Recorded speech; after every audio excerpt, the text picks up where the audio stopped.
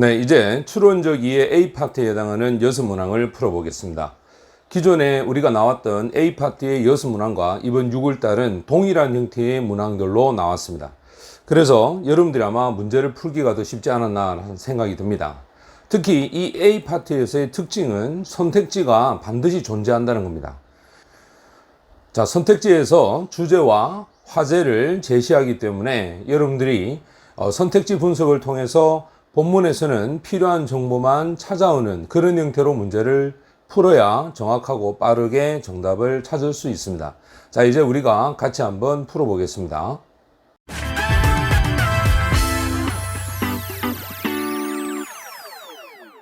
자, 18번의 문제를 봅니다. 목적에 관련된 내용이죠. 지금 여러분들이 보고 있는 이 노란색 부분이 이 글의 화제가 되고, 그 다음에 요 뒤에 있는 부분이 파란색 부분이 핵심어가 됩니다. 특히 공통 단어를 찾아보면 수영과 수영장에 관련된 이야기죠. 그러면 수영하고 수영에 관련된 이야기 중에서 변경, 확인, 알아보고 문의, 환불을 요청한다는 이야기. 자, 여기 있는 이 부분이 아마 단락의 뒤쪽 부분에 존재할 겁니다. 그래서 여기 있는 이 추론적 이해 A 유형은 가능하다면 정답의 위치들이 전부 다 하단부에 있다는 사실을 아시고 문제를 풀면은 더 빠르게 정답을 찾을 수 있습니다. 자, 이제 우리가 목적을 한번 찾아보겠습니다. 자, 18번에 있는 목적 내용을 한번 보겠습니다. 여러분들이 처음에 보면 Hello, 넬슨 퍼킨스입니다. 그리고 저는 학교 교사이자 수영 코치이기도 합니다. 그리고 지난주에 내가, 자, 여기서 이제 자신이 했던 첫 번째 힌트가 나오죠. 바로 A에 해당하는 첫 번째입니다. 여기에 있는 예약을 했는데 귀사에 있는 수영장 중에 하나를 예약을 했다.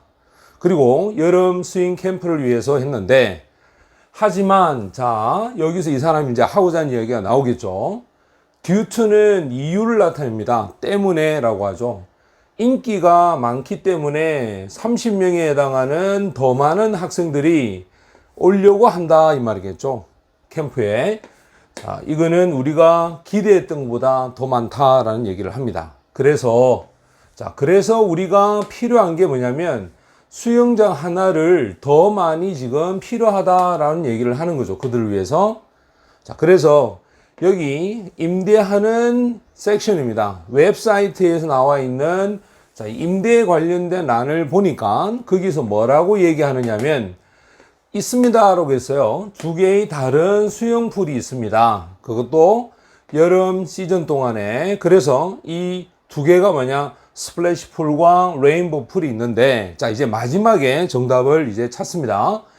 자, 알려주십시오라고 해놓고 추가되는 렌탈이 여기서 possible, 가능한지를 let me know, 자, 알려달라라고 하는 부탁을 얘기하는 겁니다. 자, 그래서 마지막 내용을 토대로 우리가 답을 찾아보겠습니다. 18번의 정답은 4번이 정답이 됩니다. 이 글의 화제가 수영장에 대한 추가 대여 가능 여부죠. 자, 여기까지가 화제고 문의한다라는 것이 핵심어가 됩니다. 마지막 문장에 let me know라는 표현이 바로 이 문의하고 관련된 내용이 됩니다. 이제 19번에 있는 심경 변화의 문제를 풀어보겠습니다. 자, 19번 심경 변화에 관련된 내용입니다. 자, 지금 보는 것처럼 앞에 나왔던 어떤 분위기와 뒤에 있는 분위기의 전환을 나타내주는 문제죠. 그래서 여러분들이 선택지를 먼저 읽었을 때 그 선택지에서 메시지의 첫 번째와 마지막 부분만 잘 이해해도 정답은 빠르게 풀 수가 있습니다. 자, 걱정에서 기쁨으로 바뀌었죠. 그 다음에 지루하면서 자신감으로, 그 다음에 안도에서 짜증으로 바뀌었고, 그 다음에 즐거움에서 무관심으로 바뀝니다. 그 다음에 후회에서 디프레스, 우울함으로 바뀌게 됩니다. 자, 이렇게 듣기 하면서 빠르게 눈으로 해석하는 연습을 하시고 이제 본격적으로 19번의 내용을 확인해 보겠습니다. 19번의 내용을 확인해 보면요. 자, 아일랜드 투어 버스를 제시카가 타고 있었습니다. 그리고 이 버스가 천천히 이제 어딜 향해 가고 있었냐면 바로 바다에 있는 절벽을 향해 갔죠. 그리고 바깥쪽에 여기에 이제 하늘입니다. 그 다음에 dark죠. 자, 제가 이 신경 변화에서 가장 중요한 것은 바로 이런 감각적 표현입니다. 따라서 시각적인 표현을 먼저 찾았습니다. 굉장히 어두웠다라는 뜻입니다. 그리고 한숨을 쉬었습니다. 걱정으로 한숨을 쉬고, 그리고 놓칠 것 같다라고 얘기를 합니다. 자, 역시 마찬가지죠.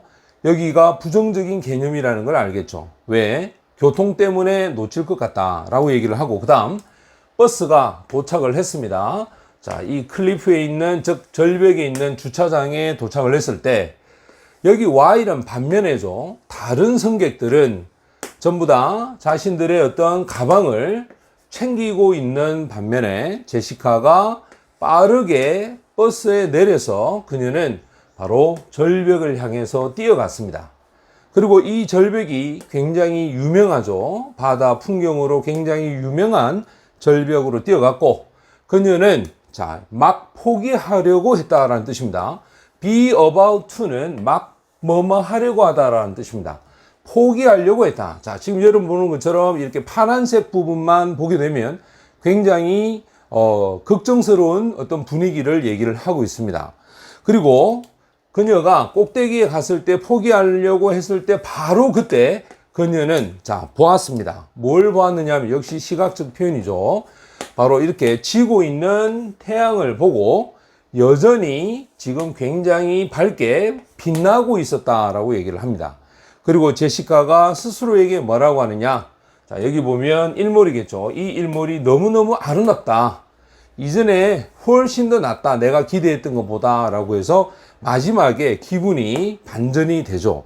따라서 이 노란색 부분과 이 파란색 부분의 개념을 통해서 우리가 정답을 찾아보도록 하겠습니다.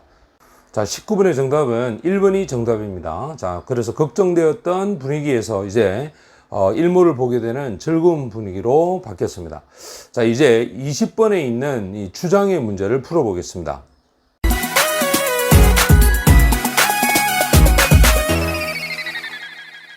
자, 20번 글의 주장에 관련된 내용입니다. 일단 선택지를 먼저 여러분들이 분석을 하셔야 됩니다. 여기에 노란 부분이 이 글의 화제가 되고 파란색 부분이 이 글의 핵심어가 됩니다. 여기에 선수들의 훈련 방식, 또 최고 성과, 단기 훈련 성과, 그 다음 육체적 훈련과 정신적 훈련, 그 다음에 계획한, 수입한 계획, 이렇게 나와 있는데, 자, 이 글은 결국 훈련하고 선수하고 관련된 이야기입니다. 그리고 뒤쪽에 극대화 방향 이루어져야 된다. 그 다음에 정신적 추진력 잘 활용해야 되고, 그 다음 장기적 목표 달성, 그 다음에 균형 있게 병행해야 되고, 꾸준히 수정을 해야 된다라고 하는 것이 이 글의 핵심어가 됩니다. 자, 여러분들 반드시 선택지를 정확하고 꼼꼼하게 분석을 하셔야 됩니다. 특히 여기 보고 있는 이 공통된 단어들이 어떤 것인지를 여러분들에게 사실은 힌트로 제공을 하는 겁니다. 그래서 선택지에 관련된 정확한 분석이 우선이라는 거 꼭 기억하시고, 자, 이제 본문 내용 한번 풀어보겠습니다. 자, 20번 주장의 문제를 풀어보겠습니다. 지금 파란색 부분은 이 글의 예들이 되겠죠. 그리고 이 노란색 부분이 화제와 핵심어를 나타내 준다라고 보면 됩니다. 자, 우선 첫 번째 내용의 문장을 봅시다. 자, 생각을 해보자 라고 했습니다. 두 명의 선수가 있는데 이 선수 둘 다 원하는 것이 대학에서 경기를 하는 겁니다. 여기서 A죠. 첫 번째 선수가 뭐라고 얘기하냐? 그녀는 굉장히 열심히 노력을 했다. 그리고 다른 어떤 선수는 뭐를 사용하느냐 하면 목표 설정을 사용한다. 즉 A는 열심히 해야 된다는 얘기고 B는 목표 설정을 사용하자라는 얘기죠. 그리고 이 목표 설정은 무엇을 만드냐면 바로 플랜, 계획을 짜는 거죠. 첫 번째가 stay on track은 지속하고 또 구체적인 기술에 대해서 연말을 하는 계획을 얘기합니다. 물론 여기에 to가 생략이 되었습니다. 그리고 이 where, 여기서 사용한 where는 이 기술에 관련된 얘기입니다. 그녀가 부족한 기술을 얘기하는 거죠.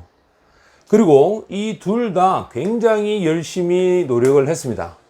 하지만 오로지 자, 여기 나와 있는 이 LATTR은 우리가 후자라고 얘기를 하죠. 그러면 후자가 누가 되냐면 A가 전자가 되고 그 다음에 여기 있는 B, 이 B가 후자가 됩니다. 자, 이 후자는 굉장히 smart, 똑똑하게 사실은 열심히 하는 거다 이 말이겠죠.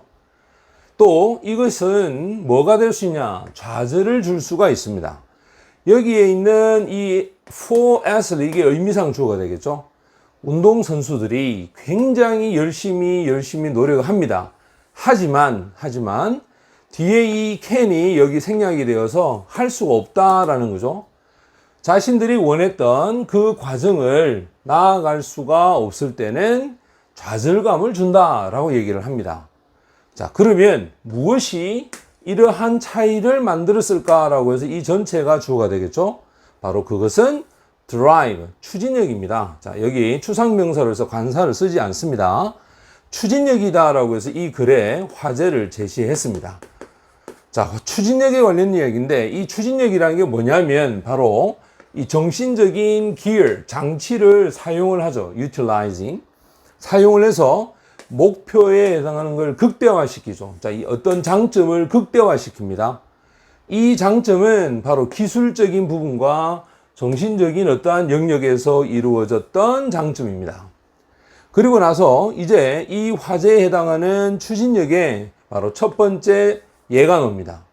추진력이 제공하는 것은 방향이죠. 즉 목표를 제공합니다. 그 다음에 유지를 시켜 나갑니다. 노력을. 동기부여가 되기도 하겠죠. 그리고 세 번째가 create, 만드는 겁니다. 바로 훈련에 대한 마음 자세를 만들죠. 추진력이 이 세 가지를 한다 이 말이겠죠.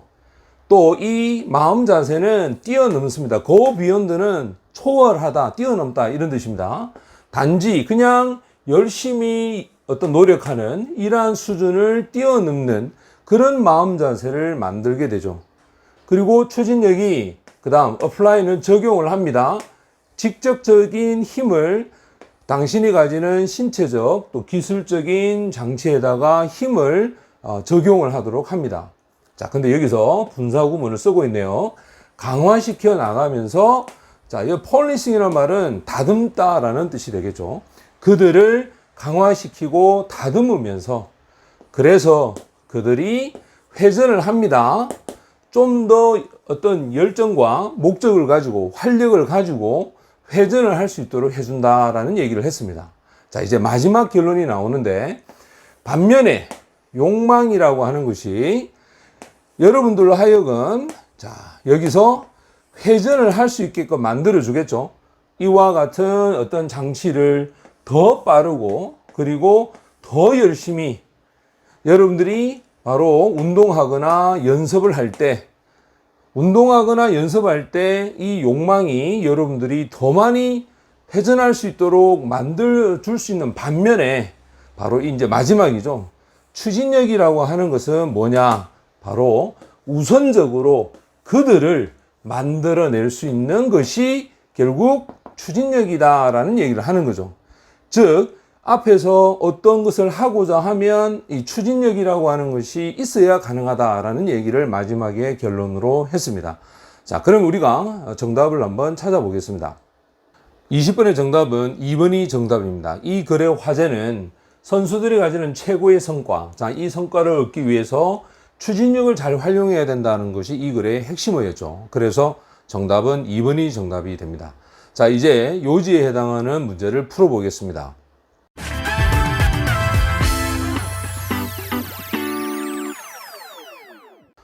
22번 요지는 선택지에서 역시 1번부터 5번까지 앞쪽 부분에 해당하는 것이 전부 다 화제가 됩니다. 그리고 이 파란색 부분들이 핵심어가 되는데, 자, 여러분들은 굉장히 빠른 속도로 중복되는 단어들을 빨리 찾아봐야 됩니다. 개인정보라든지 아니면 디지털에 관련된 이야기라든지 그 다음에 소비자라고 하는 이야기라든지, 자, 그렇게 해서 한 세 가지 정도로 우리가 요약을 할 수가 있겠죠. 개인정보, 디지털, 소비자라고 하는 이 세 가지의 중복 단어를 가지고서 이 정답을 찾는 연습을 해야 됩니다. 22번 본문의 내용을 보면요. 자, 여기서 overlook이라고 하는 말이 간과 또는 무시 이런 뜻입니다. 간과가 되어지지만 그만큼 중요한 누구? 바로 stakeholder, 소위 이해관계자. 그 이해관계자는 소비자가 됩니다. 라고 얘기를 했죠. 또 이 소비자가 play a large role이라는 큰 역할을 한다라는 큰 역할을 하는데 여기서 notion이라고 하는 것이 개념이죠. 자, 근데 그 뒤쪽에 뭐라고 얘기하냐면 개인에 있어서의 어떤 역설 또는 모순이라고 얘기하죠. paradox. 자, 이 역설적인 부분의 개념에서 아마 큰 역할을 하는 것이 소비자인 것 같다라고 얘기를 합니다. 그래서 첫 번째 예로 놓는 게 소비자가 참여하는 수준입니다. 모든 어떠한 형태의 디지털의 경험과 그 다음에 이 공동체, 그 공동체에 있어서의 어떠한 이 수준이 상당히 폭발적으로 늘어났다라는 얘기를 합니다. 그리고 그들이 보여주는 게 전혀 또는 아예 이렇게 둔화된다, 즉 느려지려고 하는 이러한 표시를 전혀 또는 아예 보여주지 않고 있다라는 얘기를 합니다. 그리고 또 하나 여기에 인식이라고 하는 게 소비자들 사이에 존재하는데, 자, 소비자들 사이에서 인식이 뭐냐면, 자, 나도 니가 나오죠. 그럼 당연히 뒤에 버들소가 나오겠죠. 자, 그럼 요걸 A라 하고 뒤에 있는 걸 B라 했을 때, 자, 앞에서 뭐라고 했냐면 이 개인 생활에서 개인들에 있어서 어떤 역설적인 부분을 얘기를 했습니다. 그래서 그들이 가지는 개인의 데이터가 도움이 된다. 그래서 자신들이 가지는 풍부한 경험을 이끌어갈 수 있도록 도움이 되는 게 데이터다라고 얘기합니다. 또 이러한 경험을 이 회사들이 제공을 한다라는 얘기를 하죠. 뿐만 아니라, 자, 여기서는 긍정적인 이야기를 했다라고 볼 수 있겠죠. 근데 뒤에서 뭐라고 하느냐면 이러한 데이터를 공유하는 것, 이 공유하는 데는 당신이 지불해야 될 대가가 존재한다라고 얘기합니다. 바로 이 경험에 대해서, 그럼 여기가 B가 되는데 대가를 지불해야 된다는 부정적 얘기를 하는 겁니다. 그것이 전체든 또는 부분이든 간에 대가를 지불해야 된다. 그럼 여기는 부정적인 이야기를 하는 거죠. 자, 그래서 지금 이 두 가지가 역설적이라고 하는 이야기하고 연결이 됩니다. 자, 여기에 훨씬 더 나은 이해를 하기 위해서죠. 자, 근데 여기서 without을 썼습니다. 훨씬 더 나은 이해를 하지 않으면, 자, 무엇에 대한 것, 그 다음에 언제, 그리고 그 이유, 즉 데이터를 수집하고 그 수집하는 사용, 그 사용에 대한 내용이 무엇이며 시기가 어떻게 되고 이유가 뭔지 그것을 정확하게 이해를 더 잘 하지 않고서는 이 소비자는 남겨집니다. 어떤 느낌을 받느냐? 첫 번째, 바로 취약하다라는 느낌, 그러면서 어떠한 갈등에 빠져드는 그런 느낌을 갖게 된다라고 얘기하죠. 자, 예를 들어서 나는 이 식당을 찾는 앱이 내 휴대폰에 있는 걸 좋아합니다. 하지만 여기서 나의 데이터에 무슨 일이 일어날까? 만약에 내가 OK를 누르게 되면 그것도 요청을 받는 거죠. 이 앱이 사용을 할지 안 할지, 내가 가지고 있는, 즉 나의 현재 위치, 그죠? 그래서 위치 제공을 했을 때 내가 어떤 일이 내 데이터에 발생을 할 것인가, 조안을 하지만 의문을 갖게 되죠. 역시 여기도 바로 이 모순, 역설에 관련된 예가 되는 거죠. 자, 그래서 마지막에 뭐라고 하느냐면 이렇게 도구를 갖춰진, 어떤 도구냐면 그들에게 선택을 할 수 있는, 그걸 제공하는 그런 도구를 갖춘 바로 이 소비자는 어디로 이동을 하느냐? 바로 from A to B에 걸립니다. 수동적인 방관자에서부터 아주 적극적인 참여자로 이동할 수가 있다라고 얘기를 했습니다. 자, 그래서 이 내용을 토대로 우리가 선택지에 나와 있는 거하고 매치를 시켜서 정답을 찾아보겠습니다. 22번 요지의 정답은 1번이 정답이 되겠죠. 여기에 개인정보 제공에 대한 거래 화제와 심층적으로 이해하면, 즉 모순된 부분이 있다라고 얘기했습니다. 장점도 있고 단점도 있다. 그래서 심층적으로 이해하면 주체적 소비자가 된다. 그래서 수동적인 어떤 방관자에서 바로 활발한 참여자가 될 수 있다라고 얘기했던 마지막 문장이 바로 이 정답을 줍니다. 그래서 1번이 정답이 됩니다. 자, 이제 주제 문제를 한번 풀어보겠습니다.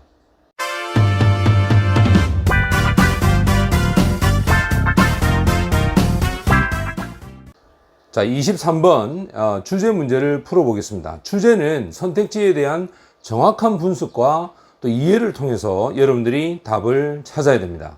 여기 1번을 보게 되면 between 이하의 내용을 보면 감정과 행동에 있어서 필수적인 어떤 이 상관관계, 연결관계를 얘기하고, 그 다음 두 번째 감정에 있어서 문화적으로 구조화되어 있는 표현이다 라고 얘기하고, 그 다음에 글로벌 랭귀지죠. 세계적인 언어를 통해서 아주 잘못된 묘사의 감정들에 대한 얘기고, 그 다음에 학습적인 교과 과목에 있어서 보편적으로 정의된 감정을 얘기하죠. 그 다음에 문화에 대한 어떤 이 맥락을 학습함으로써 그거에 대해서 인지에 있어서의 어떤 폭넓은 영향에 관련된 이야기를 하고 있습니다. 자, 여러분들 여기에서 공통된 단어를 한번 찾아보면 바로 이모션에 관련된 이야기를 하고 있다라는 걸 알 수 있겠죠. 그럼 이 글은 아마 이모션하고 관련된 얘기를 할 겁니다. 특히 이 앞쪽에 있는 이 부분들을 잘 보셔야 됩니다. 바로 이 부분이 이 글의 핵심어가 되는데, 지금처럼 S를 붙여놓은 경우도 있고 그렇지 않는 경우도 있는데, 만약에 S가 있다는 것은 복수형이기 때문에 얘를 나타내 주는 게 최소한 2개 이상은 존재를 해야 됩니다. 자, 여러분들이 여기에 먼저 생각을 정리하신 다음 이제 본문의 내용을 한번 읽어보겠습니다. 22번의 본문의 내용을 보면요, 먼저 첫 번째 문장에서 상당한 연구가 있었다라고 합니다. 그것도 문화에 대한 심리학자와 인류학자들에 의한 연구죠. 결국 여기 워크가 주어입니다. 그 다음에 has가 동사가 됩니다. 뒤에 보면 보여주고 있다라고 얘기를 하죠. 자, 이 상당한 연구에서 보여주는 내용이 뭐냐면 진정으로 굉장히 크고도 아주 때때로 놀랄만한 차이점이 존재하더라라고 얘기를 했습니다. 분명히 이 차이점에 대한 이야기를 하겠죠. 그것도 바로 words, 어휘와 개념에 있어서의 어떠한 차이점이 있더라. 그러면 어휘와 개념이 뭐냐면 바로 이 다양한 어떤 문화들이 가지고 있는데 어디에 대해서냐면 바로 감정을 묘사하는데 뿐만 아니라 바로 사회적인 어떤 환경. 자, 이 환경은 draw out, 끄집어내는 거죠. 바로 감정에 대한 어떠한 특정한 감정에 대한 어떤 표현, 이러한 표현들을 끄집어낼 수 있는 이 환경에서 뿐만 아니라 다양한 문화들은 감정을 표출할 때 있어서의 어떤 어휘나 또는 그런 개념, 이 개념에서의 차이점이 있더라라는 얘기를 하는 거죠. 자, 그렇다면 여기가 첫 번째, 그 다음에 여기가 두 번째가 됩니다.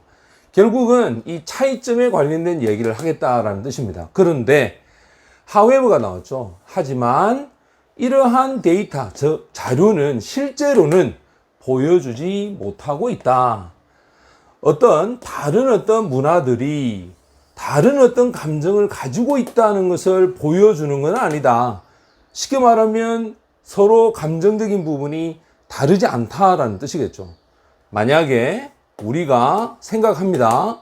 감정을 이 중추, 척추에 신경에 이렇게 실행되는 상태로 그 상태로 감정을 생각한다면, 즉 무슨 말이다? 모든 인간이 가지고 있는 이 중추, 즉 이 척추 속에 있는 감정의 어떤 신경으로만 보게 되면 세상에 있는 모든 인간은 똑같죠. 그렇기 때문에 문화나 또는 감정이 서로 달라질 수 없다라는 얘기를 하는 겁니다. 자, 여기서 즉 다시 말하자면 이 as는 접속사입니다. 그 다음에 이 for가 이렇게 color vision하고 연결이 되겠죠. 즉 다시 말하자면 색깔의 구별에 있어서 그들이 뭐라고 얘기하느냐. 자, 얘는 전치사입니다. 똑같은 이런 내재되어 있는 처리하는 구조. 이 구조에도 불구하고, 즉 우리 모든 인간은 내부적으로 처리 구조가 똑같죠. 몸은 똑같이 되어 있습니다. 어떻게 우리가 그거를 첫 번째 interpret, 해석하고 그거를 범주화시켜서 그거를 감정을, 즉 이름을 명명하는가. 됐죠? 그 말은 여기서부터 여기까지 전체가 주어가 됩니다. 그것이 다양하더라라는 거죠. 그것도 문화에 따라서 다양하더라. 그리고 그거를 우리는 학습하게 되죠. 특정한 문화 속에서, 자, 여기 learn이 동사입니다. 목적어가 이렇게 갑니다. 사회적인 맥락을, 즉 사회적인 환경을 학습하게 된다, 이렇게 얘기를 합니다. 자, 여기에서 이것이 적절하죠. 감정을 표출하는 게 적절하다는 거죠. 자, 서양에서의 어떤 사람들이 만났을 때 서로 포옹을 하고 얼굴을 맞대는 이런 감정 표출이 서양 문화에서는 가능하죠. 적절합니다. 근데 우리 동양에서는 오히려 만나서 악수하고 인사하는, 고개를 숙여서 인사하는 것이 또 우리들의 감정을 표출하는 적절한 표현이 되겠죠. 바로 그 예를 여기서 들고 있습니다. However, 하지만 이러한 감정에 대한 상태가, 자, 이 감정의 상태가 그 스스로가 뭐 하길 가능성이 높냐면 바로 변화하지 않는다는 겁니다. 자, 여기죠. 문화와 문화마다 바뀌지 않습니다 라고 얘기했죠. 즉 무슨 말이다? 같다라는 얘기입니다. 지금 여기도 같다는 얘기를 계속 이 however 이후로 하고 있습니다. 자, 어떤 의미에 봤을 때 우리가 생각을 합니다. 어떻게 생각하느냐면 가장 기본적이고 또 문화적으로 보편적인 감정의 어떤 모음이죠. 세트니까. 그 모음은 즉 어떤 감정의 모음이냐면 첫 번째가 형성이 되는 겁니다. 즉 진화에 의해서 형성되어서 우리 두뇌 속에서 실행이 되고 있는 그러한 어떤 감정의 형태죠. 여기가 첫 번째고 여기가 두 번째가 됩니다. 자, 진화에 의해서 형성되고 두뇌에서 실행되는 이 감정의 이러한 어떤 모음, 그 모음에 대해서 우리가 생각을 해봅니다만, 자, 링크죠. 연관성입니다. 연관성. 이러한 감정적인 상태와 자극, 행동, 그리고 다른 인지의 어떤 상태, 이 상태에 있어서의 연관성. 자, 얘가 주어입니다. 동사는 are. 이렇게 되겠죠. 자, 이러한 연관성은 첫 번째, 플라스틱. 굉장히 유연한 거죠. 즉, 정해져 있지 않다는 거죠. 불변하다는 거죠. 그리고는 두 번째, 바로 변형이 가능하다라고 합니다. modify. 어떻게 가능하냐면, 특정한 문화적인 어떤 환경, 이 환경에서 학습을 통해서 변형이 된다는 거죠. 자, 우리가 한국에 있다가 미국에 가면 미국 문화에서의 흐름에 따라서 감정 표출이 가능하고 미국에 있는 사람이 우리나라 왔을 때 우리식의 어떤 감정 표출이 가능하다는 것은 그만큼 변화가 쉽고 그 다음에 변형이 가능해질 수 있다라는 얘기를 마지막에서 하고 있습니다. 자, 여기서 여러분들이 봐야 될 거는 처음에 도입을 했습니다. 자, 도입했던 내용의 흐름은 차이가 분명히 있다라고 얘기를 하죠. however를 썼습니다. 하지만 이러한 차이점은 전혀 없더라라고 얘기합니다. 그 예를 여기서 들고 있죠. 그리고 변화가 항상 바뀌지 않더라, 똑같아라고 얘기를 하는 거죠. 그리고 마지막에는 이 관계는 결국 수정이 가능하다, 학습을 통해서 수정이 가능하다라고 얘기를 했습니다. 자, 그러면 우리가 답을 한번 찾아보겠습니다. 23번의 주제에 대한 정답은 2번이 정답이 됩니다. 자, 여러분들 보는 것처럼 이렇게 감정에 관련된 이야기죠. 자, 감정에 있어서 문화적으로 구성되어 있는 표현이 바로 2번이 정답이 됩니다. 자, 이제 24번의 제목에 관련된 문제를 풀어보겠습니다.